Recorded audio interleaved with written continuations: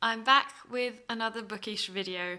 Today I'm purging my TBR, and by TBR I just mean all the paper books that are novels or non-fiction that I haven't read and own. Um, there's quite a lot because I went on a book buying craze in 2017 and then again last year. And I might have bought quite a lot of books that I wasn't really my thing, and that I bought because I thought I should read them, and now it's really like after so much time it's become like quite a lot of should in there. So my TBR is currently causing me a little bit of stress, and I don't want stress in my reading, so I am going to get rid of some. So this is a sort of purge and unhaul, and I guess if you have very strong feelings about some of the books I'm getting rid of, you can tell me, but I've thought long and hard about this, and I don't want guilt. I don't like book guilt, so I'm getting rid of it. Anyway, let me show you the books. So these are all the books I own but haven't read, paper books that are not poetry. And yeah, that's quite a lot, for me at least. And I've sorted them into categories of how much I want them. So this pile back here is definitely want to read. On the top here you can see the TBR for the reading rush, and then all these others I'm hyped about. This one is like, I have number 2 in this series to read before this one, which is number 3, so I'll get to it when I get to it. And this is another pile of just books that I'm, excited about. I want to read these. Good. And then we have the maybe pile, which I think is going to go in the keep pile. But these are the ones that I've sort of debated the most. And to be honest, this one I'm keeping because of the cover and the good Goodreads rating. You know, I don't know. I might try it out and like it. Others here, I've read a little bit, I just flipped through some pages and I love the writing style in this one. This one came highly recommended by a bookseller, and I'm still listening to that recommendation. This one is the second book in a quartet, I think, about the climate. And it's a Norwegian author, one of the few Norwegian authors that I actually have read a book by and loved, or liked at least, that could sort of measure up to English, international fiction, because I find Norwegian fiction, when it's literary fiction and not crime, I find it to be quite depressing and written without much hope. While I found her first book, History of the Bees, to be quite hopeful. It's just, I think it's also quite sad. It's about water and the sea, and I think the future when water will be scarce. And I've kind of never been in the mood so far, but I hope I can get in the mood to read it. And then we have The Blonde Hurricane, which, I read a little bit in it, and it seems like a fun sort of romp kind of thing, and I might need that at a time. Also, I got a comment on my TBR video about this, and that's part of the reason that I'm keeping it and wanting to try it. And then we have An Absolutely Remarkable Thing by Hank Green, which I haven't finished. I started reading it, and then I realized I wasn't ready for like hard-hitting truths about fame on the internet, or fame in general. So I stopped reading it, and then I've just not picked it up again, which I want to pick it up. I want to try it because everyone seems to like it a lot, and I like Hank Green. So yeah, we'll see. Yeah, I think next we can look at the books I'm getting rid of. So we can start at the bottom. Ooh. With Rogues by George R. R. Martin and Gardner Dezoy. I'm getting rid of this mostly because it's so big, and it's like collection of novellas, and I could just borrow it from the library, no problem. This one, as far as I can see from the blurb, it's about a marriage falling apart, and I'm not terribly excited about that. Then we have Dangerous Women, part 2, and I don't know, but this format, those tiny books that are quite hard to like open and hold open, I just really don't like that format.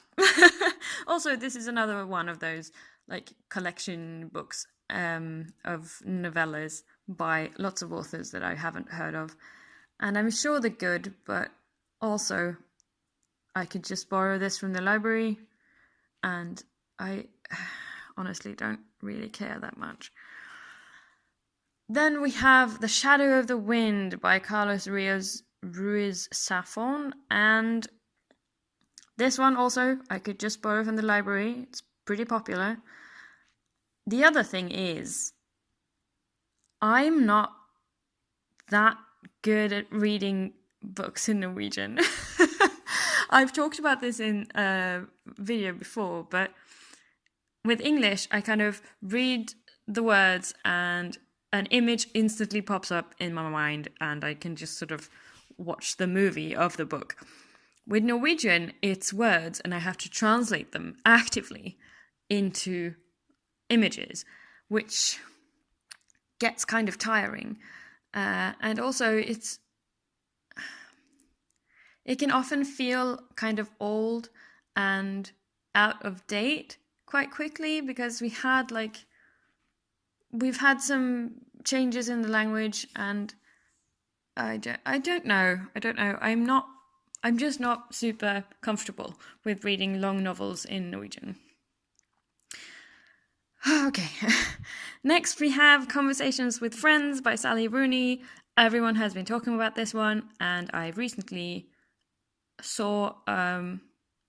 watched a review where the person who read it said that all the characters were unlikable, and that they loved that, but I don't want to read about unlikable characters. I'm sorry. I like when characters are nice to each other. Please be nice. Yeah. So then we have The Long Shadow, which I DNF'd recently because I didn't care for the historical period, and I also didn't care for the main character, who was very, she had no empathy, really. She couldn't see past sort of her own thoughts and feelings, which I'm just, yeah. Don't want to read about that. And the same character is in the next book, and it's set in a slightly later period, so this series is moving out of the period that I find interesting, really.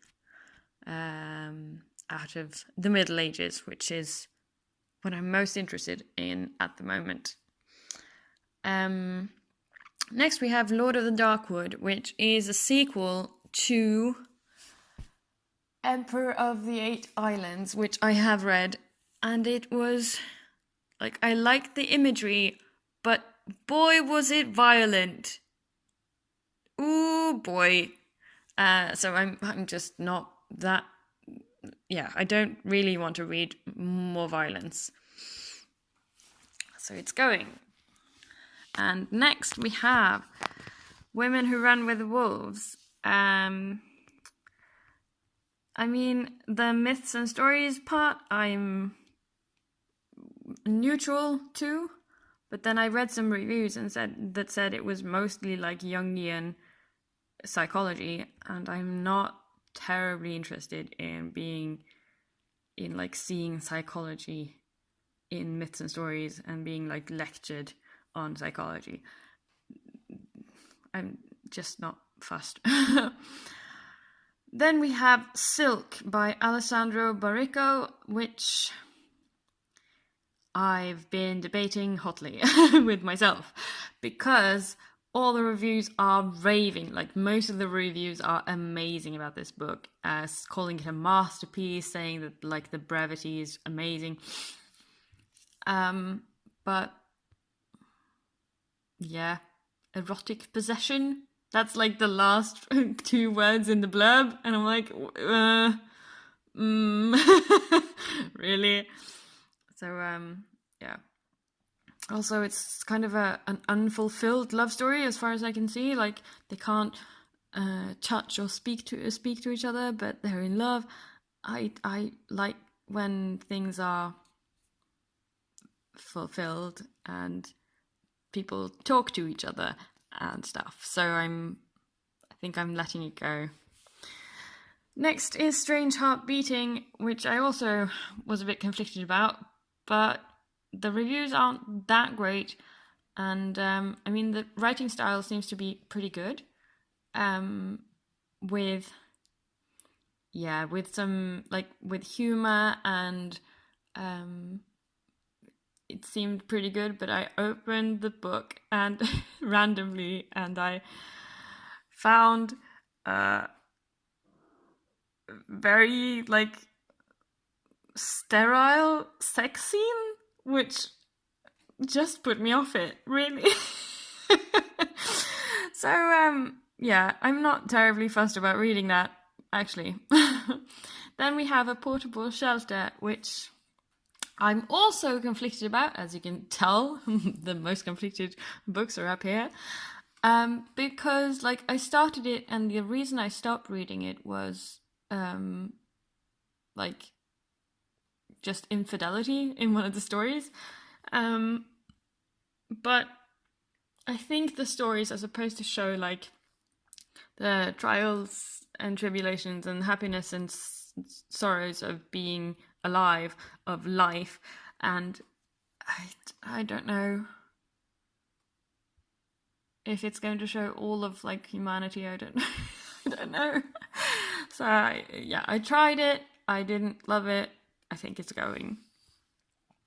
Next we have Sleeping Giants by Sylvain Neuvel, and I don't know, this, I picked it up because of the cover, really, because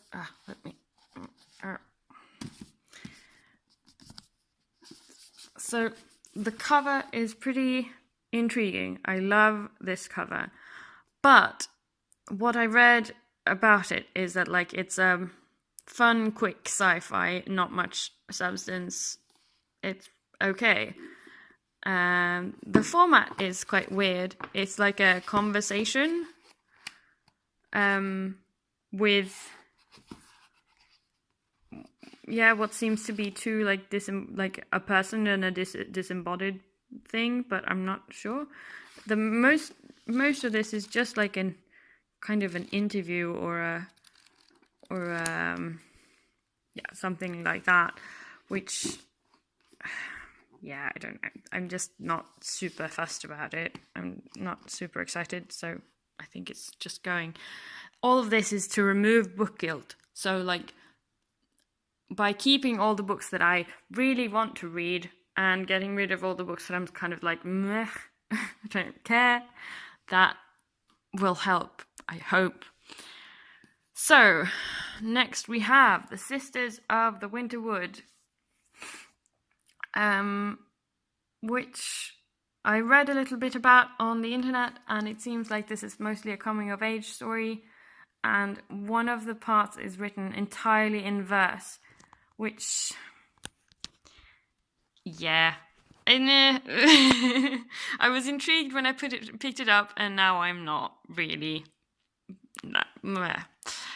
And next is The Immortal Life of Henrietta Lacks. Again, I can just borrow this from the library. And also, I've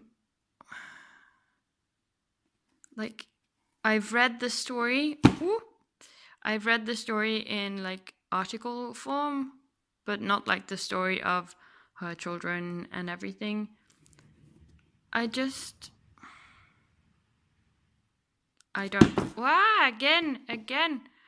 Again with the small format, which is hard to open.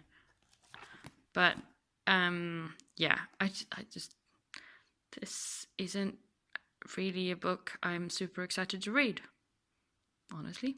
So I might read it. I might listen to the audiobook because this is a non-fiction and I like non-fiction audiobooks.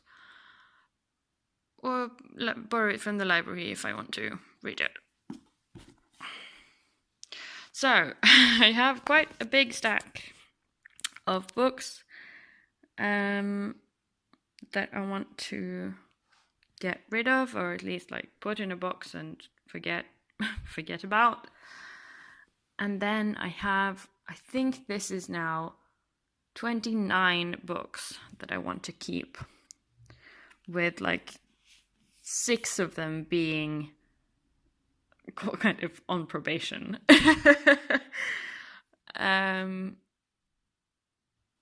Yeah, I think this will help. Going from 44 to 29, it's definitely good.